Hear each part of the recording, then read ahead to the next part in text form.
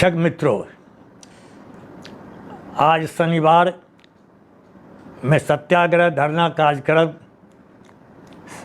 समाप्त करके घर लौट रहे होंगे और कल रविवार के कारण आप विश्राम करेंगे और सोमवार को फिर प्रातःकालीन विद्यालय में पठन पाठन के बाद धरना स्थल पर जाने की तैयारी करेंगे।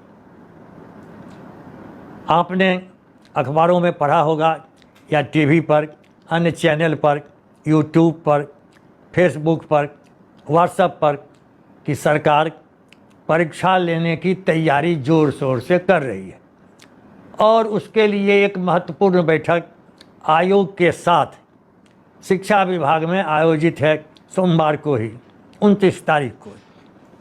आपके मन में तरह तरह के प्रश्न उठ रहे होंगे। सवाल यह है, इस बात को आप समझ रहे होंगे, आप सब पढ़े लिखे हैं, MA, CE, MA, M.Com, DLED, PhD, बहुत अनुभवी हैं, बहुत दिनों से पढ़ा लिखा रहे हैं। आपको इस अध्यापक नियमावली 2023 का अध्ययन करना चाहिए। इसमें जो कंडिका 7 है और कंडिका 8 है उसको फिर से एक बार पढ़िए। उसमें स्पष्ट लिखा है कि आप कंडिका 7 में जो नियुक्ति की प्रक्रिया उपबंधित है आप भी पात्र होंगे, लेकिन पंचायती राज में कार्यरत शिक्षकों के लिए सरकार अलग से नियम बनाएगी। आज तारीख 27 बीत रही है, यानी 3-4 दिन के बाद महीने का अंत होगा। कंडिका 8 को अभी तक सरकार ने स्पष्ट ही नहीं किया है, इसलिए आप जल्दीबाजी में कोई फैसला शायद नहीं लेंगे। चूँकि आप में इतना विवेक है, इतना ज्ञान है और लगातार संघर्ष करते रहने का भी अनुभव आपको प्राप्त है। और दूसरा भी आपने पढ़ा होगा, कुछ दिन पहले सामान्य प्रशासन विभाग के अंतर्गत एक विकास आयुक्त का पद होता है जिसके नियंत्रण में प्रशासनिक विभाग पदवर्ग की स्वीकृति करता है राज्य के प्रत्येक विभाग से। उसमें जो सरकार का प्रस्ताव था वह था जो उत्क्रमित जो प्राथमिक, मध्य से माध्यमिक, माध्यमिक से +2 हुए हैं उसके लिए ही पदों का सृजन 1,78,000 हुआ है। बाकी जो सरकार गुमराह करती है कि पुराने शिक्षकों को भी हम कहते हैं परीक्षा दीजिए और राजकर्मी का दर्जा देंगे। कहाँ सरकार कह रही है कि आप परीक्षा दीजिए? आपके संबंध में अलग से विचार करेंगे। जब सरकार ने विचार ही नहीं किया है आपके लिए तो आप धरफड़ क्यों कर रहे हैं, क्यों जल्दीबाजी कर रहे हैं, क्यों कानाफूसी कर रहे हैं, एक दूसरे से क्यों पूछ रहे हैं? कोई कंप्यूटर साइंस के टीचर है वो क्यों किताब खरीद रहे हैं, इधर उधर क्यों दौड़ धूप कर रहे हैं, सिलेबस में क्या क्या छोड़ दिया, क्या इससे क्या माथापच्ची करने की ज़रूरत है? मान लीजिए सभी पुराने शिक्षक 4-4.25 लाख परीक्षा में बैठ जाए तो उसका पद ही नहीं है। सरकार तो हम जो रोजगार प्राप्त शिक्षक हैं उसको बेरोजगार करने की साजिश की है और अभी तक उसका विज्ञापन नहीं निकला है। आज तक जितने भी विभाग का विज्ञापन आप पढ़ते होंगे भिन्न भिन्न अखबारों में या आप निकालते होंगे नेट से, उसमें लिखा रहता है आवेदन देने की अंतिम तारीख 1, अर्हता यानी क्या क्वालिफिकेशन हमें चाहिए इस पद के लिए वो लिखा रहता है। उसमें परीक्षा की तिथि कहाँ लिखा रहती है? इसके लिए जो व्यवस्था सरकार करती है कि कितने आवेदकों ने आवेदन किया है उसकी संख्या के आधार पर कितने परीक्षा केंद्र हमारे निर्धारित होंगे, 1 चरण में लेंगे, 2 चरण में लेंगे, उसी संख्या बल के आधार पर व्यवस्था की जाती है। लेकिन अभी तक तो न विज्ञापन निकला है और इस सरकार का जो आयोग है उसने एक शेड्यूल जारी किया है, उसको भी आपने देखा होगा। और मैं शुरू से कह रहा हूं कि लोकसभा चुनाव के पहले सरकार की नियत ही नियुक्ति की नहीं है, ये साफ साफ दिमाग में बैठा लीजिए। और 2024 जो ही प्रारंभ होगा तो महीना 2 महीना बीतने के साथ लोकसभा के लिए आचार संहिता की घोषणा हो जाएगी स्वतः नई योजना बंद हो जाएगी। तो लोकसभा चुनाव के बाद फिर जो विधानसभा की अधिसूचित होगी उसमें बहाली की कुछ उम्मीद की जा सकती है। अब तो हम कह रहे हैं कि 4 जो अभ्यर्थी 4 साल से लाठियां खा रहे हैं, सड़कों पर धूप में वर्षा में परेशान हो रहे हैं, आपने उनसे वादा किया था कि हम 7वें चरण में शीघ्र बहाली करने वाले हैं। उनका क्या होगा? वे कहाँ जाएंगे? उन पर फिर एक परीक्षा आप लाद रहे हैं। और हम लोगों का साफ कहना, हम लोग परीक्षा के विरोधी नहीं हैं।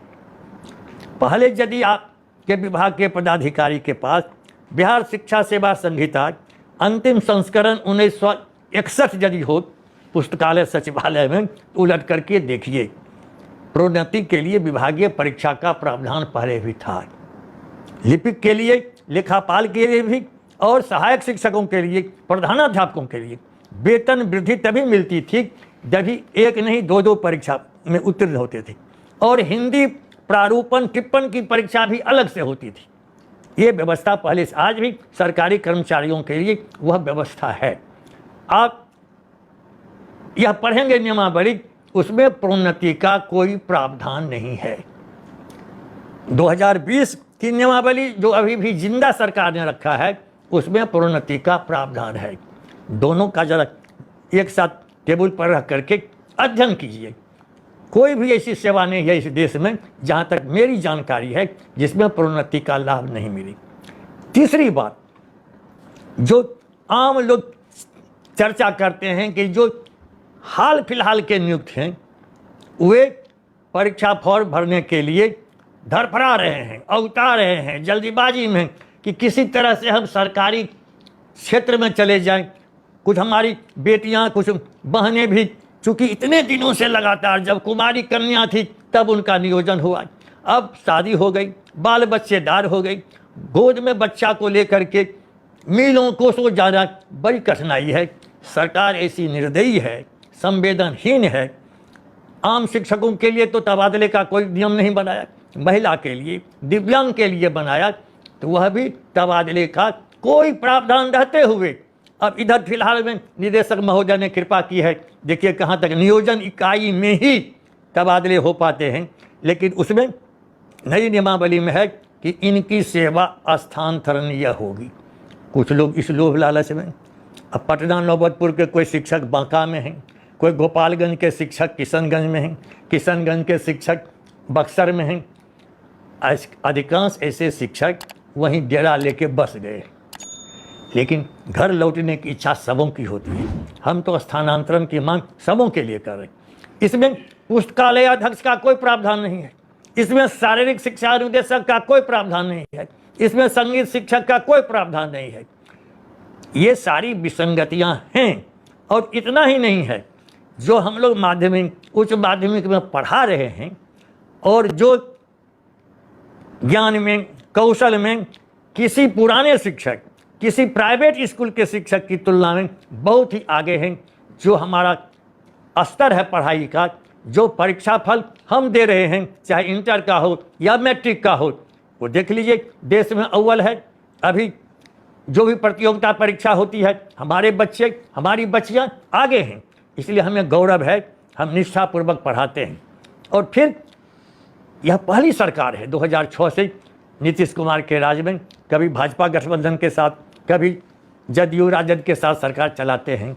लेकिन महागठबंधन में जब आए माननीय नीतीश कुमार जी, और तब ऐसा मौलिक अधिकार छीनने संबंधी निर्देश दे देना शिक्षा विभाग के अपर मुख्य सचिव दीपक कुमार सिंह को। दीपक बाबू को भी भारत के संविधान को उलटना चाहिए, उनके टेबल पर रखना चाहिए कि अनुच्छेद 19 क्या कहता है। जब अनुच्छेद 19 हमारा मौलिक अधिकार है, तो आप उसके खिलाफ में हमको धरना प्रदर्शन पर रोक दीजिएगा, सत्याग्रह करने से रोक दीजिएगा। कई बार मैं दोहरा चुका हूँ कि माननीय मुख्यमंत्री जी, आपने चंपारण की धरती से, राष्ट्रपिता महात्मा गांधी की कर्मभूमि से, संघर्ष भूमि से, और किसानों के शोषण, उनकी प्रताड़ना, उनके अपमान के खिलाफ लड़ने वाला राष्ट्रपिता महात्मा गांधी की भूमि के लिए, महात्मा गांधी जो आए 1917 में, यहाँ पाटलिपुत्र स्टेशन पर उतरे, चंपारण की धरती पर गए, आपने उन दिनों को याद करके कई करोड़ खर्च किया और हमारा बिहार माध्यमिक शिक्षक संघ आपका समर्थन किया। शराबबंदी के महत्वाकांक्षी योजना जो आपने प्रसारित की, हमने हाथ से हाथ जोड़ करके अपने छात्रों के साथ, अपनी छात्राओं के साथ हमने विशाल और दुनिया में नाम हो गया। उसी तरह से जल जीवन हरियाली के कार्यक्रम में, नशाबंदी के कार्यक्रम में, और आज भी हम विद्यालयों में पठन पाठन करके जाते हैं धरना सत्याग्रह पर। ये आम जनता कहाँ सोई हुई है?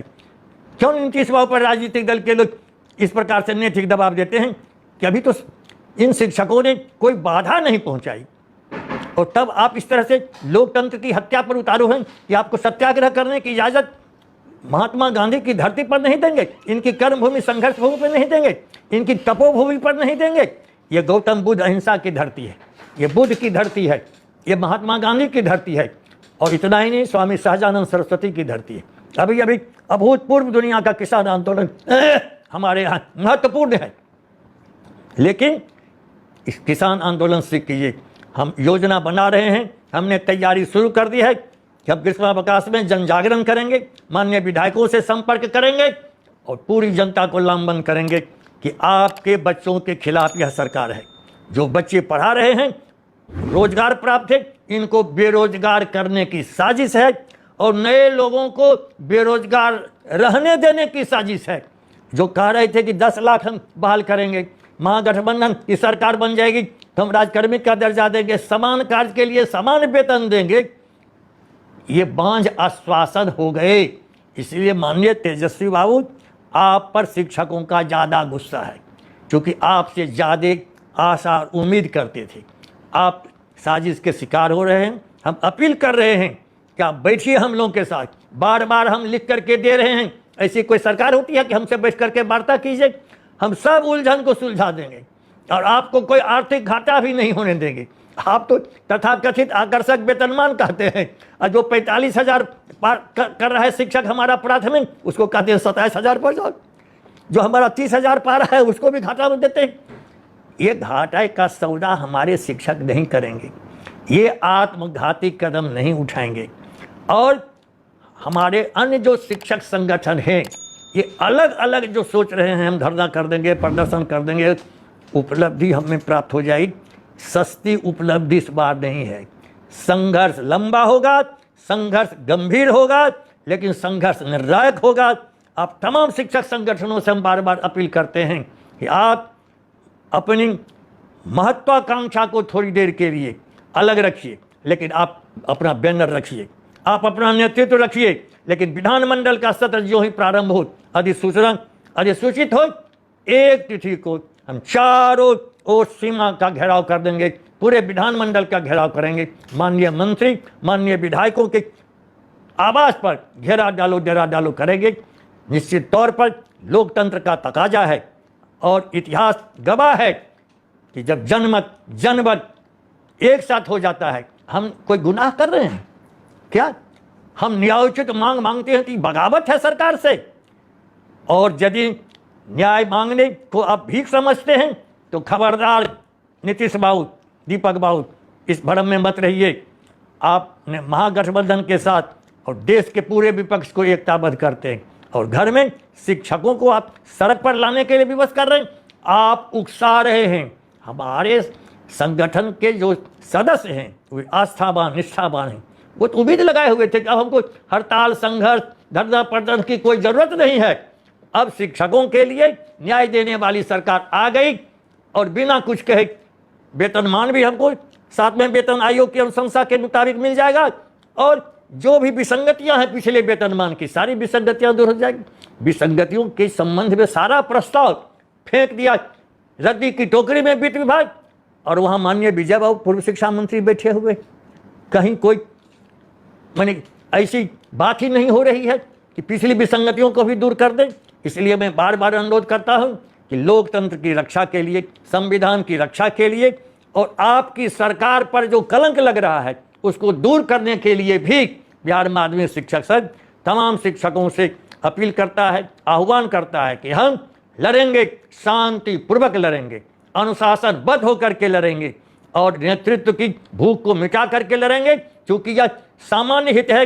एक ही मांग है, ये राज्य सरकार से एकमात्र मांग हमारी है, तमाम शिक्षकों को सरकारी वेतनमान और सरकारी दर्जा दो, एकमात्र है मांग हमारी। सभी शिक्षक को करो सरकारी। इन्हीं शब्दों के साथ अभी तक के किए गए संघर्ष के लिए बधाई, धन्यवाद और आपके जज्बा को सलाम करते हैं। आने वाले संघर्ष की तैयारी में एकताबद्ध होकर के जुटेंगे, इसी आशा विश्वास के साथ हम आपसे विदा लेते हैं।